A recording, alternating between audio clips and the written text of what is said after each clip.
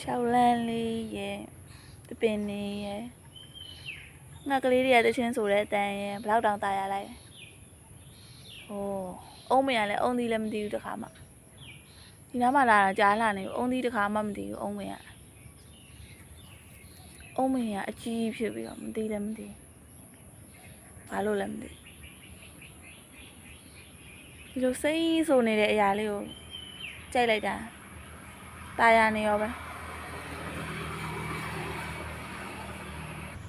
ဒီအရှိကမိန်းလိုင်းကြီးကကြတော့ဘကုံမျိုးဆောင်လမ်းကိုသွားရလမ်းဆိုတော့နည်းနည်းလူတော့ရှုပ်တယ်ကားတွေပါကြက်လို့ရှင်မျိုးဆောင်လမ်းအနေနဲ့ဟိုဘက်ကိုဖောက်ထွက်တဲ့လမ်းဆိုတော့ဒါကမနက်ပိုင်းမလို့လူကရှင်းနေတာဟိုနေကင်းဘက်ဆိုလို့ရှင်တော့ပြောမနေနဲ့မနေ့ကိုသွားနေရတယ်ရှုပ်ရှက်ခတ်နေရတယ်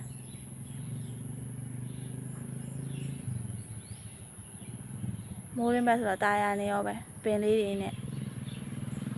ဒါပါပဲတတား